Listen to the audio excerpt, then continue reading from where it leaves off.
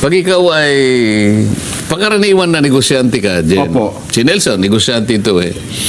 Pag ikaw ay nangutang sa bangko o sa mga financial institution dahil sa kailangan mo sa negosyo, Opo.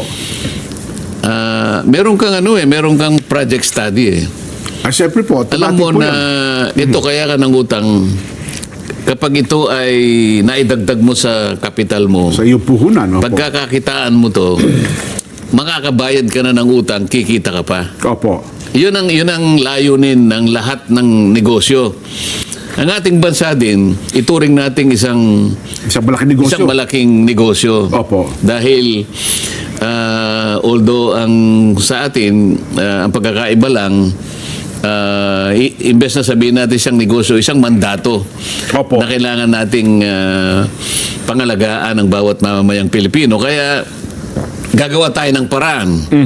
Palakihin natin ang pangkabuhayan nasyonal, di ba? Opo. Kapag kailangan nating mangutang tayo. Pero yung ating mga economic managers, tinitingnan nila yung capacity natin. Opo. At kinakailangan yung inutang natin ngayon ay maipupundar natin ang isang bagay, magpapalaki sa kabuhayan.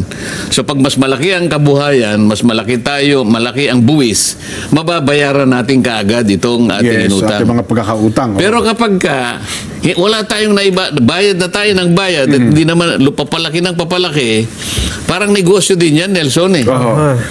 Pagdating ng araw, malulugi ka na. Hindi mo na kaya kasi utang ka na ng utang. Mababaon ka sa utang. Kasi Yung dapat simple, yung opo. inutang mo, mabayaran mo agad. Opo. Para sa ganun. Kasi yung interest nito, magbabayad ka pa eh. Oho.